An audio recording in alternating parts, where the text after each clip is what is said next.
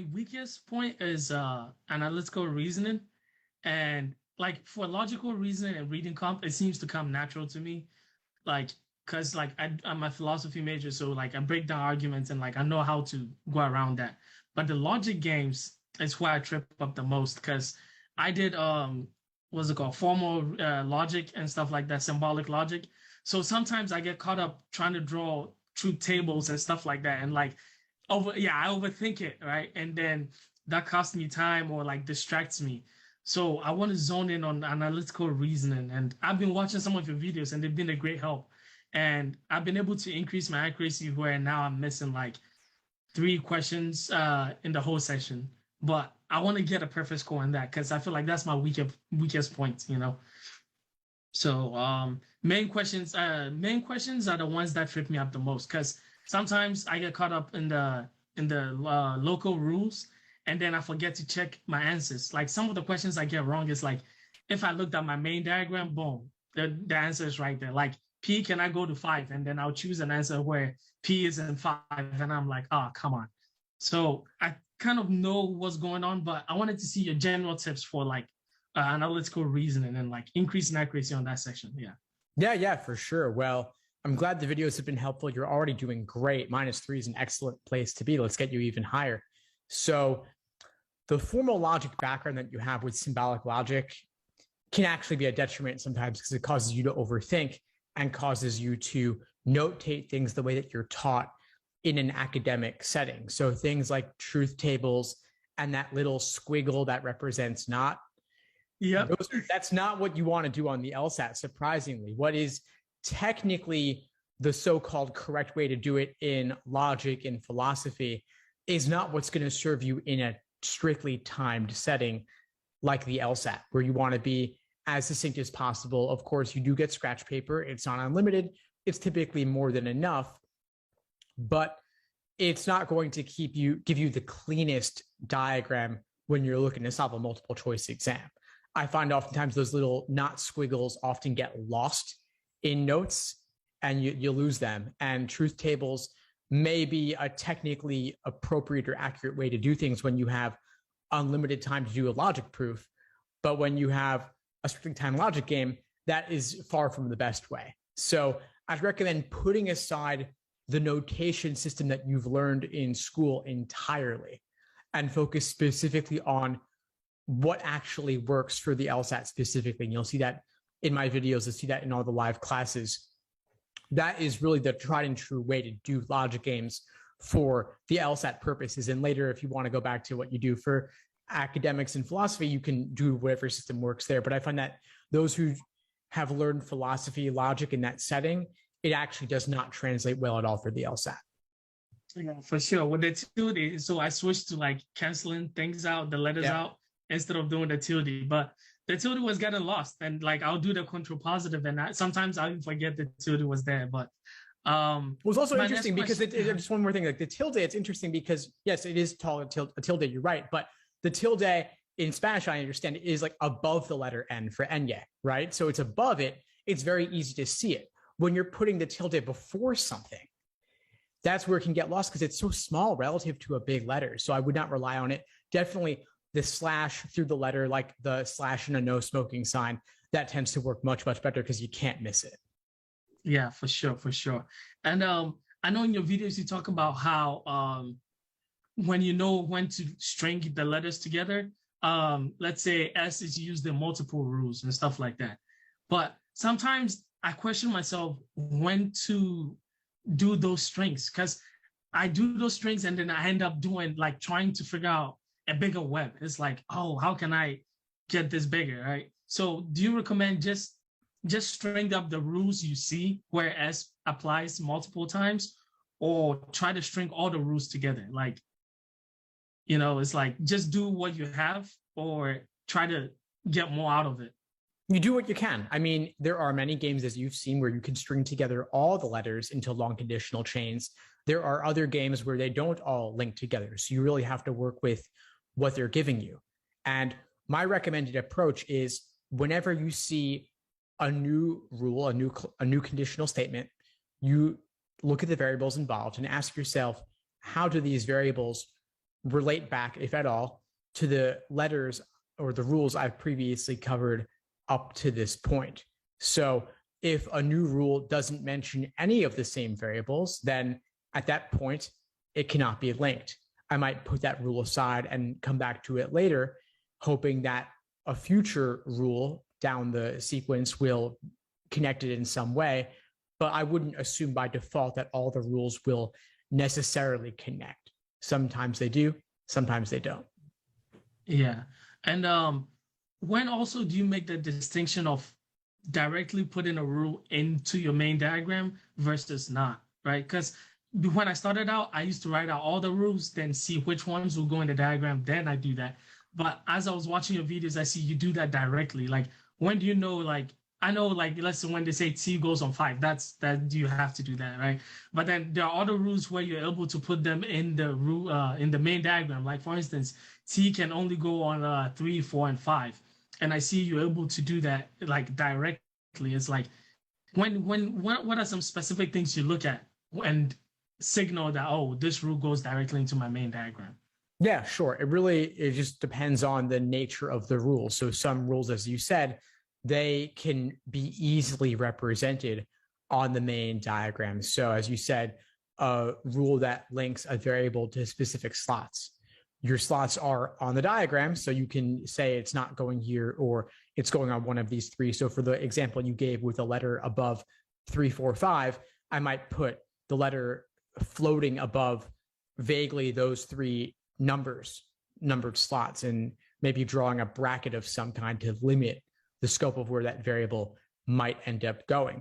But other rules like X only appears once, there's no specific place that X is going that we know of. So for that one, it's because it's more abstract, I would put it on the side.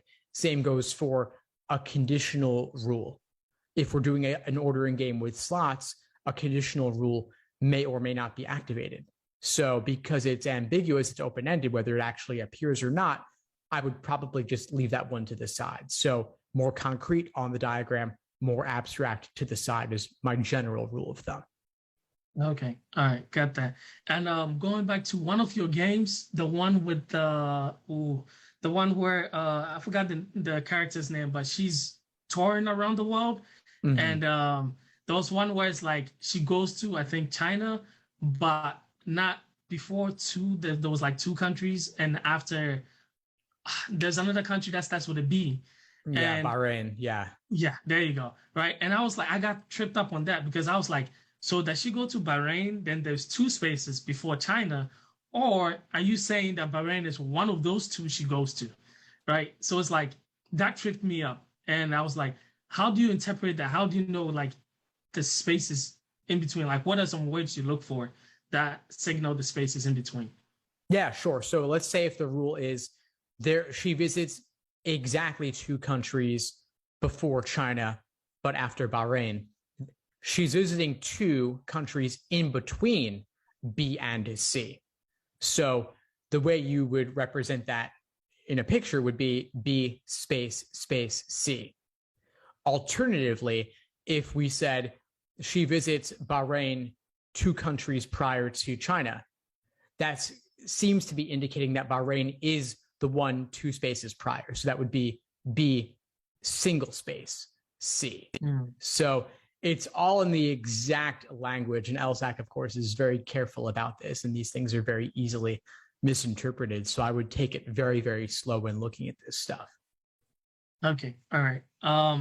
My next question was, can you go over so the Socratic method? I've been trying, and I haven't really gone deep into your master videos, but it's like for me when I do my review, I look at the questions and I'm like, oh my God, and I make the most like dumb mistakes, right? It's not like, oh, I don't understand it. I see it and I'm like, oh my goodness, I should have just looked at the rule, and then I move on, right? But for you, the Socratic method, and I'm attracted to that, and I try to do is like, why did I choose this? And it always comes down to a dumb mistake. But I wanted you to like kind of like break it down and let me see maybe I could still like take more and incorporate it in my review, you know? Sure. And I mean, the LSAT's a tough exam, so mistakes typically are not dumb. The LSAT is laying careful traps for you. Now, The question is, though, what is the nature of that mistake? Not just to categorize it as being dumb, but really, what did you misread specifically? And why did you misread it? What what traps are you uniquely prone to falling for? So there are some mistakes you'll make. There are some mistakes you won't make. So you spot some of their traps. You don't spot every single one, though. So we look for what is the nature of the mistake that you made? Why did you make it? Is this a pattern? Is it a trend? Do you make other mistakes of this type as well? So I typically apply the Socratic review method more to logical reasoning and reading comprehension because you have the ambiguities or seeming ambiguities of language in those sections, whereas logic games is a bit more mathematical in nature. So it's about drilling down to exactly where your misreading or misinterpretation of something appeared. Was it in the stimulus or passage? Was it in the question stem? Or was it in the answer choices? And I encourage you to actually document or write out your review process rather than doing it all in your head. Because when you do it all in your head, typically folks aren't actually doing very much at all. They're saying, oh, it's a dumb mistake, or, oh, I misread this single thing. And then they chalk it up to a misunderstanding and they move on. But if you don't actually linger on that mistake long enough to understand it on a deep level, you're likely to make the same mistake again in a different context. So I really recommend that you stick with it and actually write it out. And you'll see this in a lot of the workshops and deep dive videos in the course with tons of examples. I'll spend an entire hour going over one logical reasoning question or one reading comprehension passage, possibly not even getting to all the questions associated in that single hour-long class. So we really aim to go deep on it. And so I'd recommend that you check out those videos for more. I'll send you a couple of examples after we get off this call. Oh, for sure, for sure. Thank you for that. And I plan on joining the live sessions from next week onwards, because this week, man, I'm all over the place. But from next week, I'll have more time and I'll be there every night. Awesome. So this is kind of moving to the admission. Actually, before we do that, let me ask all of my LSAT-based questions first. Sure. The next thing is for prepping with the Prep Plus, right? The LSAT Prep Plus online. It's weird for me sometimes because when I'm doing the review, I try to do it section by section, but then it's kind of hard to like stop this session to move to the next session and then come back, right? So like when you're doing the review process, do you have a specific way you approach it when it's like the Prep Plus versus in-book? Well, I'd recommend that you review after you complete a section or an exam. If you're doing a timed exam, of course, don't pause in the middle, wait till the end, score yourself. I recommend reviewing within a day or two so your thought process is still fresh. Same goes for an individual timed section. I would not be reviewing question by question because then you're giving into the desire for instant feedback and results when really you're not going to have that on test day. So I recommend waiting till you've completed that set. And regarding the technical nature of Prep Plus, I would recommend that you go back into the exam using self-paced mode so it's easier to find an individual question without entering that timed experience when you're not actually looking to do a timed exam or section at that time. Yeah, for sure. That's the approach I took where I give like limited time basically and just work through the sessions. And sometimes I do like 4 to 5 sessions a day. But and right now I've mainly been focused on analytical reasoning, trying to hit my first paper score and like try to keep that ball rolling. But how many sessions would you recommend I do per day? Because I have 1 month, right? Roughly 1 month. And so I'm like, every day I want to be able to drill and like I'm trying to do 4 hours a day. So within that 4 hours, shall I be doing sections? And I watch your videos, then I do the questions you recommend. Just keep that trend going or? Yeah, great question. So I sense your dedication. You're putting in a lot of work, a lot of time. 4 hours a day is plenty. 4 or 5 sections in a day is also plenty. I would not recommend doing 4 to 5 sections every single day or on consecutive days because I don't want you to risk burning out. So take breaks, maybe do 1 or 2 timed exams a week, and that's it. And you've been giving yourself a lot of work, especially since you're in the middle of the semester as well. You have a lot going on. So yeah, once you finish out this week and you're done with this semester, I would not recommend that you add on more work to what you've already been doing. It's okay to give yourself some quality of life time as well, time for sleep, diet, exercise, relaxation, or meditation, something like that. Get your mind and body entirely in a good space over this next month, because it will be a lot of work just simply taking timed exams and reviewing them. But going from 4 hours a day to 6 or 7 hours a day is not a good move. It's probably too much. You want to be taking plenty of breaks and allowing time for all the things that may have fallen by the wayside while you were balancing work, schoolwork, and LSAT up to this point. So Yeah. give yourself space to slow it down a little bit. But that's been rough though, because before studying for the exam, I love video games. Like I play FIFA like competitively and stuff like that. And it's like ever since I started the LSAT, like I sent my PS4, my PS5 back home because I couldn't enjoy the games. Like I would be playing and I'm like, I should be studying. And I'm still working mentally towards like being able to forgive myself and like allow myself to enjoy the things I used to enjoy. But right now, I can't even watch movies or anime. I can't do anything because I'm always like, I should be studying, and it's always in the back of my head. I don't know. No, I hear you on that. I hear you on that totally. And whether it's watching movies or TV shows or playing FIFA, like it's all good. You can allow yourself some time to unwind, just set boundaries around it. So maybe you do your 4 hours a day of studying, and then only after you've completed it and after 6 p.m. So you've done your 4 hours, you've taken care of life stuff, and then post 6 p.m., no more LSAT. You can unwind doing whatever you want. It's fine. And then the next day, same deal. So no FIFA before 6, no TV before 6, something like that. Yeah. Okay. All right. So now shifting a little bit to the admission aspects of things. Because I'm taking it in January, right? I'm some schools that I'm really looking at. Two of them, at least one of them, George Washington, I'm trying to do the binding presidential decision. That because I'm set. Like if I get into that school, I know that's the school I want to go to, right? But then the application is due February 1st. And I talked to them and they were kind of vague, and I'm planning on setting a meeting with them. But do you know if I can apply to at least all the schools I want to apply to, then somehow tell them, hey, I have an exam coming on February 2nd. So if you're reviewing my application, can you wait for that score to come out? Or is there a way to do that? Or I just have to wait till after the scores come out? Yeah, sure. Well, they can see in your file on LSAT site, they can see that you're registered for an upcoming exam. And so they'll already know, but I would reach out and ask them just to clarify or look on their website to see if they accept February LSAT results. Some schools do, some schools don't. Most of them do. Most of them are willing to take it, but these policies vary school by school. So I would definitely check. Yeah, from what I've gathered from like, I'm applying to like 12 schools and I've talked to all of them and they're like, yeah, actually, this is good because usually a couple of them are like, we start our review in March, right? So it's like, and some of them priority decision is still in March. So like, I'm not that late, but at the same time, I'm like, well, some of them have deadlines before February. So I guess I'll reach out to them on that note. And what other question did I have? Yeah, about the admission program that you have. I'm planning on signing up for that.